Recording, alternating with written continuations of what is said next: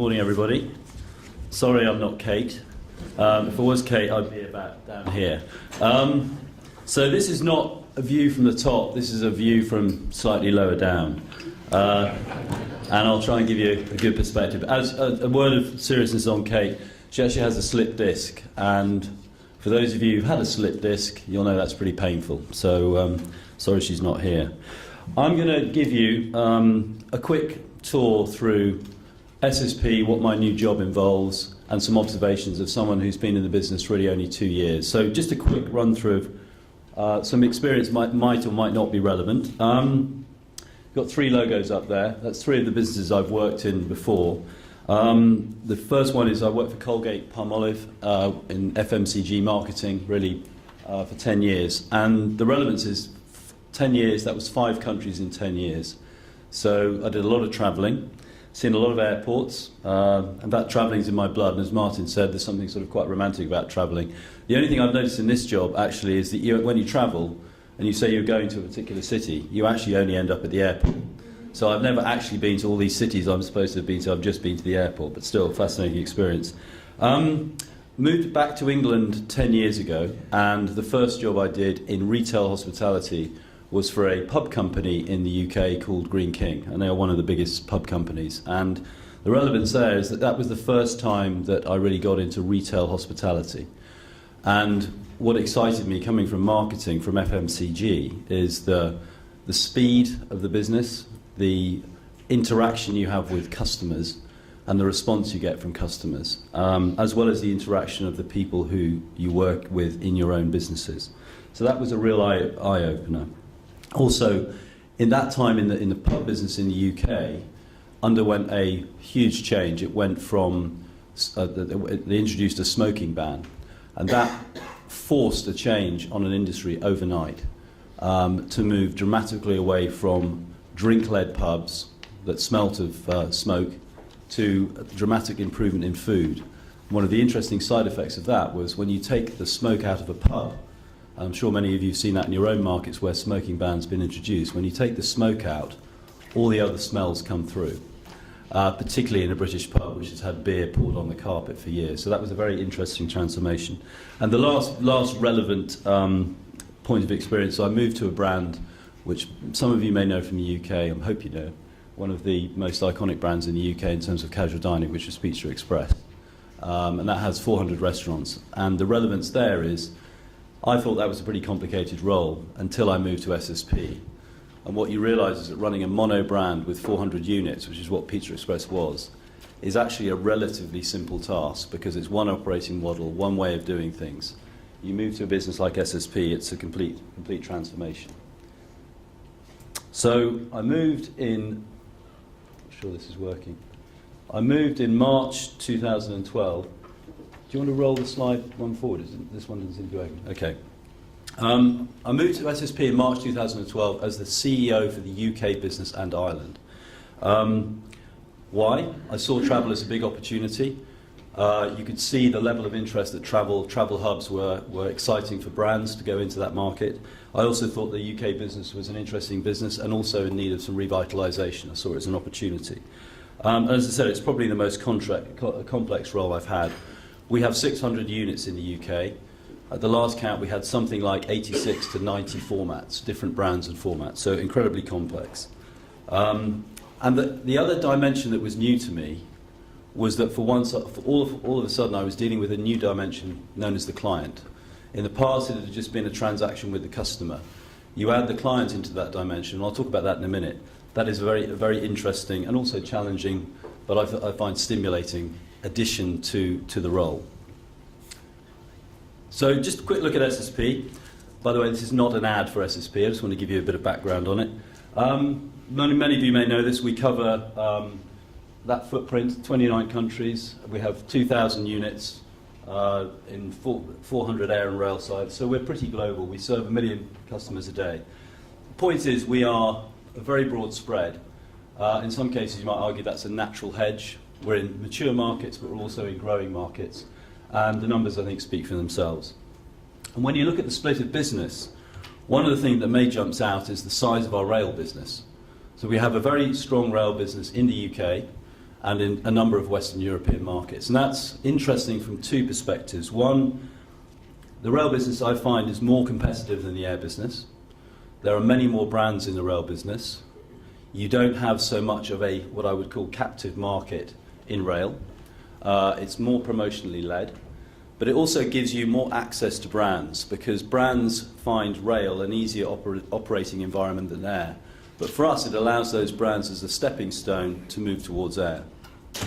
So just in terms of the role, I started this role 2 months ago, and the role in SSP did not exist until now. And there's 5 areas that the role covers. One is business development, one is brand relations and partnerships with both our franchise brands and new brands coming into the portfolio. The third and the biggest area is marketing, which includes a new product development and also consumer insights. The fourth is purchasing and procurement, and the fifth area is trading, which I'll talk about in a minute. How do we bring the business to a more commercial level? So those are the 5 areas. And the real role of this group, of functions, is really how do we leverage the power of the SSP group. SSP is a very diverse, very spread out business, as you can see from the previous chart, which has its challenges but also its opportunities. We pride ourselves on the fact that we are present in most of our local markets. We believe local relationships are very important. That's why we have 19 offices in most of the major geographies. But again, how do you pull that all together and make it work as part of a group? So in terms of the role, one of the main roles is really to coordinate all the major business development opportunities across SSP. So that means if we are looking at a tender in one market, we can bring to bear the experience we've had of tenders, of concepts we've developed for other markets. Now that may sound self-evident, but given the complexity and the variety of business, that hasn't always happened in the past. So that is a big opportunity. Second area is driving all the global brands. So that means the brand partnerships that we have, where can we help those brands open up in new geographies? Where can we bring new brands into air and into rail who hitherto have not felt comfortable going into that market on their own? And how do we develop the synergies across the business? Third area, I think, is self-evident. I'm sure those of you in multinational businesses will share this insight. We buy an awful lot of stuff in an awful lot of markets, and quite often we don't know what one market is buying versus another. Now, I'm not saying in every single case you can coordinate in every market, because often there are logistics, there are costs involved, but there is a big opportunity to coordinate our purchasing a lot better. I'll just give you one example. We've done a little exercise in the business where we've looked at the packaging across the business that we have. So we laid it all out on the table. Well, actually, we laid it all out on several tables because it covered several tables. And we worked out that for one baguette, we had something like 8 different bag sizes with 8 different graphics. Now, that's just an example of a business that's been allowed to proliferate on a local basis successfully, but actually that's a proliferation that's not necessary. That's just one example. There are many more others along those lines. The other area, when I talked about one of the areas that the group that I now run will cover, it's how to be more commercial. And we have really, I think, upped our game in terms of retailers, and certainly Kate's arrival from WH Smith, which is a very retail-led business, has helped accelerate that. So this is, where do we take some of the disciplines that have worked successfully in some markets across other markets, particularly around pricing and particularly around promotions, and analysing which promotions really make you money and which don't. And we've been much more, I think, gone into that in much more detail than we would have done in the past, and been, I think, very successful in terms of driving out value, not at the expense of value perception for the customer, just being more commercially led. And the last area, again, pretty straightforward, is sharing best practice. Now, I actually don't like the word best practice, because what best practice means is that's a nice way of doing something, and someone can then decide or decide not to take on board that best practice. Best practice, in my view, means something has been proven to be operationally effective, therefore other businesses should pick it up and run with it, because it's proven to deliver benefits. So this is sort of best practice with a hard edge in terms of doing certain things along the lines that everybody should do. I'll give you one example. We have a brand called Uppercrust, which is obviously our baguette brand. We put in a new merchandising system in the UK just to present the product more effectively than it was done before. Immediate uplift in sales. We've rolled that out across other markets with the same results. That's an example of best practice being implemented. So, taking that new role and taking the experience I've had before, this is the difficult bit, because when you're asked to sort of give observations, a view from the top or slightly lower down, there's always this expectation that you're going to come up with something dramatically new. So just to preface this, I'm not going to say anything new. I'm just going to give you my perspective on a few things that I've seen in the last couple of years since I joined this industry. So the first one is this one, which I find, remember I mentioned the client earlier, and I've talked about the customer versus the client. And I think here, the point I'm trying to make is it's very relevant for us to try and navigate a path between what the client wants and what the customer wants. And I've seen in some cases where a client may want what I would call a trophy asset because it looks good for that particular client, it looks good for that particular location. It may not absolutely be right for the customer. So how do we navigate a path between having what the client wants and needs and also what the customer wants and needs? And I think the only way around that is making sure you have a very tight relationship with the client. So you work together with them, as Thomas said, as a partner, rather than a business relationship. So that's the first one. The second one is, again, nothing new, but I'll just share with you an experience I had last Saturday. I was in a northern Italian airport, which obviously I won't name. Actually, they're not here, so it's fine. And what I noticed was from check-in through to departure, we must have navigated the airport 3 times. So we started checking over there, we walked over there to the gates, we went across again and then went right round. We covered the entire airport. Now that does 2 things. One is it creates a poor impression not only of the airport but also the country or the city it represents. And the second thing it does is it doesn't give you the time that you would like to spend either shopping, eating or drinking. So I think airport layout, the greeting that the airport offers the traveller is absolutely crucial, and the F&B part of that is absolutely crucial. Working together with airports to get that right is absolutely crucial. The other thing is that it's therefore also important that the right lineup of brands is in that airport. And again, when I say the right lineup of brands that make money, sufficient money or a sufficient return, both for the client and for us, the operating partner. Because what we don't want to do is end up in a situation where we have a number of brands or operations that aren't making money, because that doesn't do anything for anybody. Because over time what happens is me as the operator will start to underinvest in that unit because it's not making the returns. So it comes back to the first point, which is making sure we have a very close relationship with the client and that we start with the right lineup that fits the airport. The third one is something that everybody should and does talk about. It's understanding what the customer really wants and understanding the occasion that travelling customer is going through, be it pleasure, business, family. I know how I feel, and obviously when I go through an airport I have different needs to a lot of other travellers.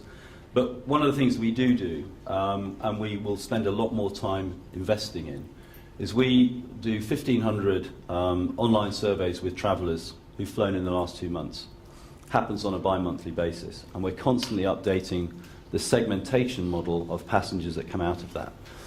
And very quickly we're seeing 2 things. One is the industry, in terms of travelling customers' perception, has raised the bar in terms of F&B. That's very, very clear. The second thing is people in airports are spending more time doing more things, and they want more connectivity. They are prepared to do more things, they're willing to spend more time, they want the connectivity, but they also want the space. The other thing about the travelling customer, I just read an interesting stat the other week, which talks about where the market might be going.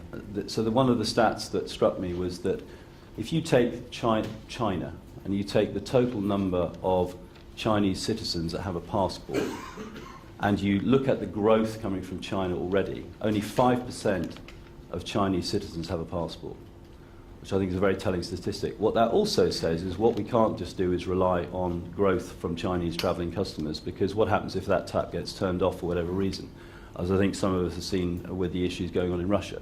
We have to make sure we're catering for all levels of the market, not just going after a high end that we can rely on to continue spending. The other area is, and this is a big question that I think everybody asks, is digital technology. Where does it fit? And I think there's lots and lots of talk about lots of applications. And I think there's a lot of noise which needs to clear. I mean, one of the interesting ones that keeps coming through is pre-ordering. I think pre-ordering works in some areas, particularly fast casual. I don't think it works in others. We have a fine dining restaurant in one of our airports where we can deliver a fantastic quality meal to the customer within 8 minutes. There is no point in that customer pre-ordering that meal. First of all, because they are then constrained, once they've gone through, or trying to get through security, etc., to get to their table in time for their meal. Fast casual, grab and go, pick up, different story. So I think we need, digital technology is relevant, but in certain specific applications. One thing is very clear, is I think that mobile payment is going to dramatically increase. And one of our franchise partners is Starbucks. And what they've said is that they now do 3 million mobile payments a week. And any of you who've got a Starbucks loyalty card, you'll find that's the way, most of you will use that. If you get one, that's the way you start using Starbucks. That 3 million mobile payments a week exceeds the total mobile payments of the 10 closest companies to Starbucks. So it's a dramatic increase, and I think that's the only way it will be going. We're all competing for the traveller's attention. And one of the other thoughts, the observations I have, is that everybody wants their own app. Traveller doesn't want to have multiple apps. Traveller wants one-stop shopping. How do we manage that? They want one source of information to provide all of the information for them. I think one interesting area where technology will service is speed of service. And in one airport in particular, we've actually put in self-serve fonts for beer. And what that allows is groups, large groups, to actually look after themselves, serve their beer when they want, and actually keep away from them from the bar and increase the whole throughput of the operation. Second to last point, people, goes without saying. More difficult in this environment because of the number of different cultures that we have. And I think the most important thing there is communication. You cannot over-communicate. And the other thing is you need to see it for yourself, what it's like on the shop floor when you're working in an airport at 4 o'clock in the morning. And very occasionally, within SSP in the UK, we used to do something we call back to the floor, where we would turn up and we would work in a restaurant, a bar, whatever. And my back to the floor story involves a toaster. And put it this way, I was useless at running the toaster. And what it really brought home to me is if you can't operate the toaster, you mess up the whole operation. Because one person came through and ordered 10 slices of toast, and the whole queue, the whole operation ground to a halt. The point is, unless you are seeing it for yourself on a day-to-day basis at the peak times, not wandering the airport in the middle of the afternoon, you will not really get a sense of what it's like for your people and what environment they're operating in. The last point is, again, trying to wrap up the role that I'm going to be doing, is around category management. We operate in over 130 airports. We have an opportunity to bring that data together, to talk to our clients in other airports, to help them understand where they are performing or not performing, where they index under or over in food and drink. That is a big opportunity that this role allows me to do that we haven't done before. It's effectively an FMCG marketing tool where you become a business partner, and often you recommend a lineup that may or may not include all of your own offers. Actually may include some competitive offers. That's true category management. I think there's an opportunity there. 3 quick examples in terms of illustrating some of the points I've been talking about. This is our Danny Garcia deli bar in Malaga. We have a number of relationships, very strong relationships with a number of chefs in a number of geographies. And I think this is a fantastic example of how we can bring a really enriching food and beverage experience to an airport environment that clients know externally but don't expect to see within an airport, and are truly excited when they come across this. Second one is, I've chosen this as the Newcastle Airport for 2 reasons. One is this is an example of where we renewed our business with Newcastle Airport.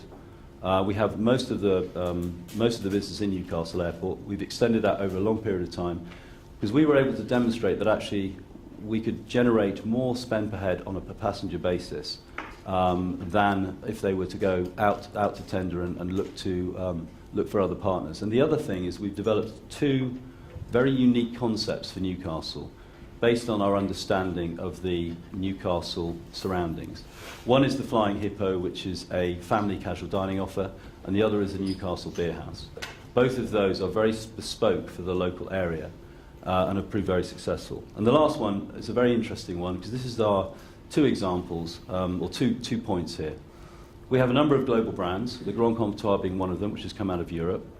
We put this into Houston, and the reason we put this into Houston is because, sitting down with the airport, we had uncovered what we thought was an untapped market, which was the premium spender. A lot of money in Houston. People like to spend their money, like to show their money. This, prior to us building it, was an employee rest area.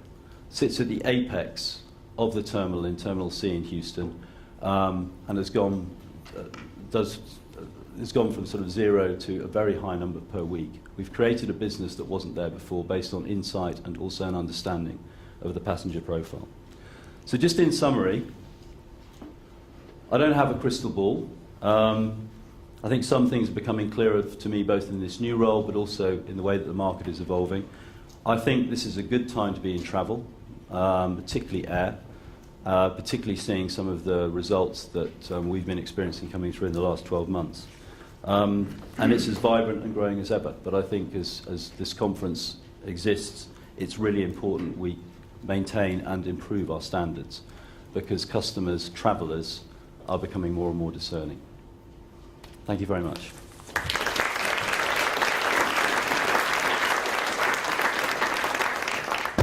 Thanks a lot, Mark. I thought that was terrific. A very candid, relative newcomer's view to the industry. Grab a seat there. We'll just take about 10 minutes or so just for some Q&A. If you have a question or a comment, feel free to just raise your hand. We've got 3 or 4 roving mics that we can get around to you as well during the day for any of the discussions that we have with any of our speakers or the panelists. Can you hear me all right on the mic? Yeah. Okay, that's fine. Thanks. Mark, just to get a view. I mean, you're 2 years into the role now. What was your view, I suppose, of airport F&B when you first entered this industry as a newcomer? Then has that changed very much? How do you see the offer overall in terms of quality, choice, value? Where are we as an industry overall? Well, I think my views changed because when I first started travelling, I had 4 small children under 4, and you don't get a chance to look at the F&B offer. Yeah. But also I felt when you did, you never found the space that you needed. And when you're travelling with a small family, what you want is space. I know we talk about safe space a lot, but you want to be able to sit down, carve your area out, and then go off and look for what you want. And I think I didn't find that existed. I think the other thing is, now when I look at F&B in airports with my new hat on, I understand how difficult it is to deliver some of these offers. I think the complexity of the operation is lost on a lot of the travelling public. I also think the quality and I would say this because I'm in the industry, but I think the quality has significantly improved. And actually, we see that in the research that we get back from our passenger surveys. Yeah. Yeah. There is an expectation. Well, there is an expectation, but there's also a recognition that quality is improved. And actually, with that, there's an expectation. What we've seen also, particularly in rail, is that the perception of value for money or poor value for money has actually dropped over time. Yep. Because people are saying, yes, it's better, and yes, I'm prepared to pay more because the overall experience is better. Yeah. I mean, you mentioned ability and ability or inability to make money in this industry, and we might come back to the brands question that you raised as well. But how do you assess the cost of entry and also doing business in this industry today, from fit out to raw material prices? Is it more challenging than ever to be a concessionaire in this business, do you think?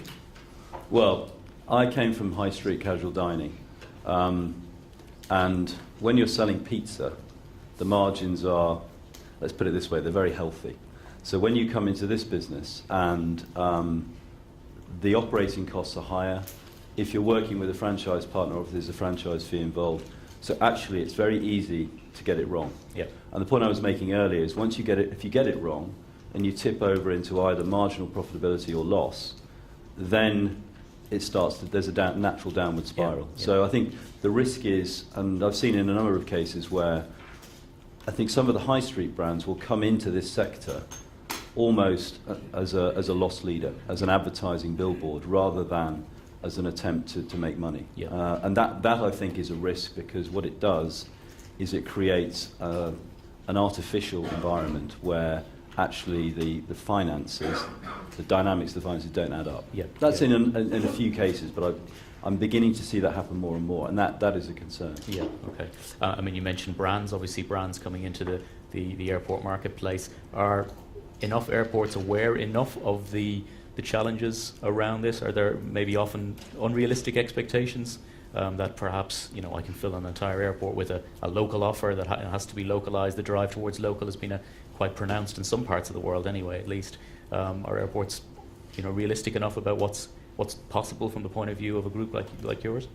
Yeah, no, I think they are. I mean, if you look at a lot of the relationships we have, actually it's done very much in partnership. Yeah. I think where some of the issues lie is where you've got brands coming in from outside who don't have a relationship with the airport, don't understand the airport sector, but will do anything to be present.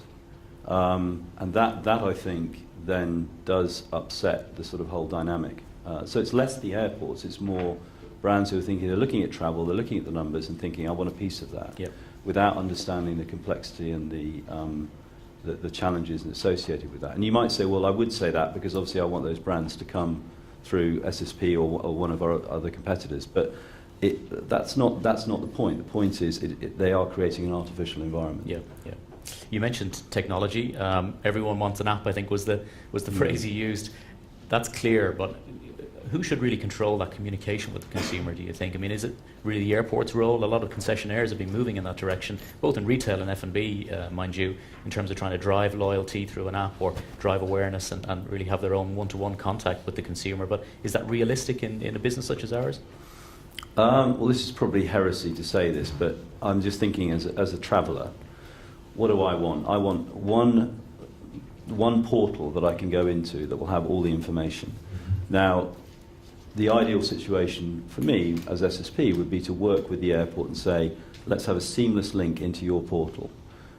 We work with one particular client who I think is very progressive, and they are working on a project where they are linking in everybody's information. So when you go to the airport, you know what security delays will be, you know what F&B there is, you will know what your travel, what your gate to curb to gate time is. And I think that's probably the way to go. I mean, what I should be saying is, no, I want everybody to go through my SSP app. I'm not really sure that's feasible, except where you've got a strong brand like Starbucks, for example, then you will have people using that directly. Yeah, because there's clearly a place for loyalty in the business, but I guess where the balance lies is quite tricky. I think in rail, definitely, and we're definitely finding more traction in rail. But in air, the level of the frequency of travel, unless you're a business traveller, and where you're going to have a relationship with the airport more than the brands. In air, I think that's more difficult, but certainly in rail, we are seeing some success with the loyalty program we've got. Yeah, yeah. You mentioned people as well as one of the key points, and I guess one of the challenges for a multinational business such as yours. We're going to talk after coffee. We're going to hear from one of the world's leading duty-free retailers about their training, service culture, and perhaps how that might translate into our market. But interesting, maybe just to get a quick view from you on how you create consistency of service across many nationalities, many cultures. How big a challenge is that? Is that one of the biggest challenges I guess you have across many people? Yeah, it is a challenge, but I think I was stressing the fact that we are local. In a lot of our markets we're local. We have all those offices in the major markets. Part of my role is going to be to introduce systems that people can adopt. I mean, one thing that we're introducing, for example, is an online learning portal. Yeah. We do that in the UK. We can roll that out. We can put it in various different languages. I think as long as you've got common systems that people can then use and adapt, I think that's the starting point. But I think having local management who understand local culture is critical. Doing it all from one location, in London, where I'm based, would not work. I think we've just got to provide people with the tools, and then they can then adapt them locally. Okay. Just looking sort of more big pictures. If anyone's got a comment or a question, just raise your hand and let me know. As I say, we've got a couple of roving mics here. Just a couple of, again, to come back to the big picture a little bit briefly before we finish. Maybe 2 or 3 food trends that you see that the industry will need to tap into for the future, differences in the way people are perhaps eating today that we as an industry should be looking to tap into, to do more of in this space? Well, I think one of the things that I'm certainly seeing is, I would call it kind of prove to me it's real. Yeah. As in, I hear a lot about provenance. I want to know that it really is local. I want to know that it's properly sourced. That is definitely becoming a trend. The other thing that, I mean, we're all seeing, and this is nothing new, is the whole small plate syndrome. And I think that is probably more around the fact that people are not eating their three traditional meals a day. They're used to snacking. They're used to sort of eating on the go. And you see that, I mean, London is an incredibly vibrant restaurant scene at the moment, and the number of different restaurants opening up all around small plates is becoming, I mean, it's just very interesting, and there's one opening every week. And I think that allows you to, there's a lot more room for experimentation then. People are willing to try a lot more things, but they're also eating in a different way. And I think that probably helps us in the airport experience, where people are quite happy to grab and go, quite happy to sort of sample something. I think it's probably less then geared to a big sit-down meal in an airport. It's more going to be about casual dining and fast casual. And that's where then the technology comes in, because people want to grab something, but they don't want to grab rubbish. They want to grab something that's good quality, and they want to know where it comes from. Okay. Your results, SSP, were out, 6 months results out yesterday. Pretty healthy overall, solid sales growth, a fairly big leap in operating profit and EBITDA. What are the drivers of that business right now for the first 6 months, and how do you see the rest of the year panning out for the business overall? Yeah, great timing doing the results just before this. It was completely coincidence. No, I think it's a lot of the things that I was talking about up there, we're starting to see the benefits of those coming through. Certainly around improvement in operating profit. The UK has been a big part of that, where we've actually seen improvements in operating efficiencies around labour. We moved to a category structure about 18 months ago, where we focused on coffee, bakery, bars, QSR, etc. And we were able to start seeing benchmarking performance of good and poor operating units and just raise the level of the poor ones. So I think that was a big part of it. We've also seen, you know, really good, strong sales growth in the US. A lot of our business is now coming on stream, and that's really helping the numbers. And we've had really resilient performances across Asia, as well as some of the Western European markets. So it's a pretty good set of results all round. There wasn't one particular area where it was particularly lifted the results or depressed the results. Okay. Good across the board. Well, look, good luck for the rest of the year as well, Mark. Thanks for a terrific session. I thought that was a great way to kickstart first of these sessions for the day. We're going to move on now. Martin's going to introduce our next speaker, but for now, please join me in thanking from SSP, Mark Angela. Thanks, Martin.